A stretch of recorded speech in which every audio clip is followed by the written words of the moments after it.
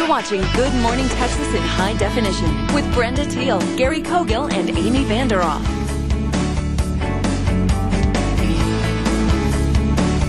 We're back with an inspiring comeback story you won't want to miss, so stay with us.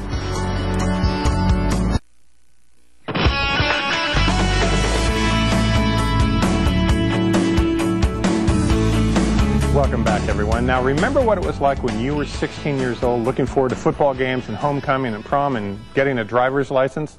Well, 16-year-old Linsey Heidelberg was a three-time All-American cheerleader. She loved gymnastics, and then she suffered 2 injuries, and the pain became so intense that she could barely stand, let alone walk. And then seizures confined her to a wheelchair. It got very complicated.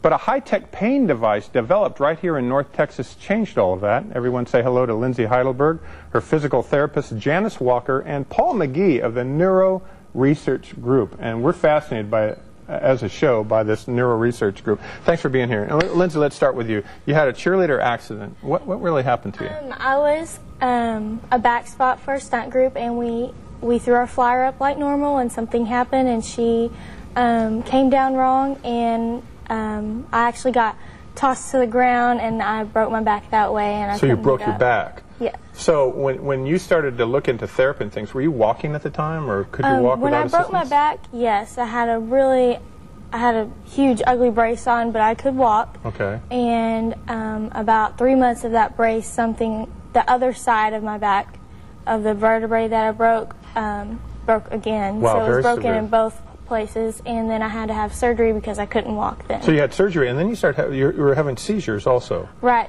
4 months after I had surgery, I started having seizures. My first one was 6 hours, and when I woke up, I couldn't walk, and I could not feel my left leg. Okay, we have some remarkable video, and we're going to narrate over this, but take a look at this. This is the first images of you in black and white.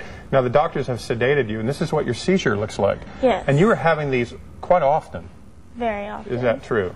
Mm-hmm. Wow, I'm sorry, but that looks like an old black and white horror film. Yeah. And we make light of it, but it was a very serious time for you and you of your mother. Now, this is on the left when you came in. Right. The RSD would cut circulation off to my leg, making it very cold and change colors.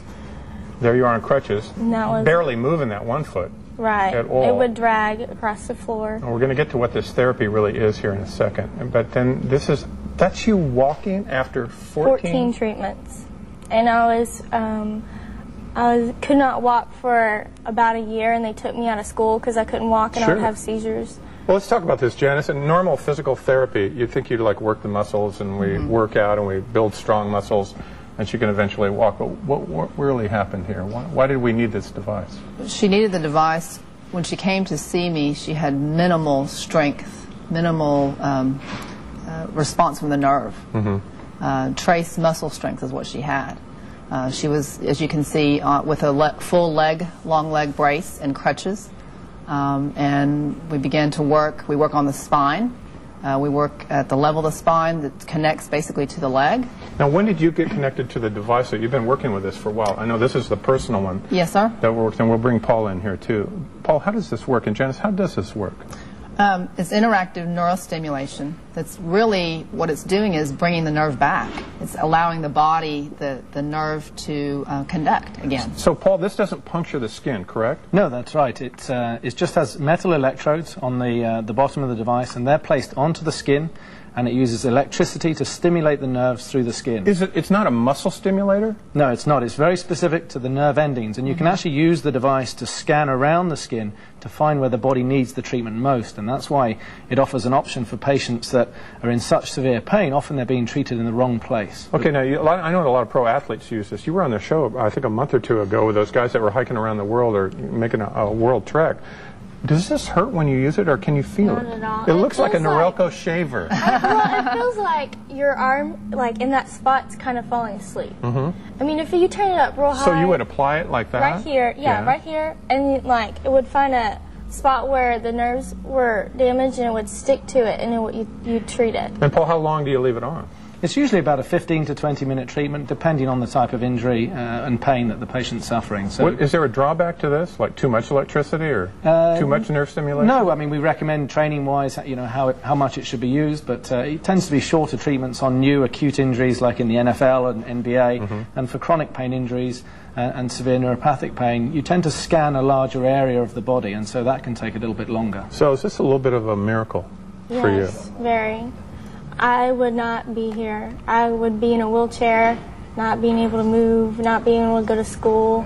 I'm going to school. I'm taking 17 hours of college to get my doctorate in physical therapy. And no more seizures? No more seizures. I'm kind of fascinated by this. By the way, for more information, and thank you all for being here today. You're welcome. It's a good story, Linsey. Nice to see you, you cheerleader, you. For more information about the InterX pain device, we're still wrapping our head around it, but it's developed here. You log on to nrg-unlimited.com. It's real simple.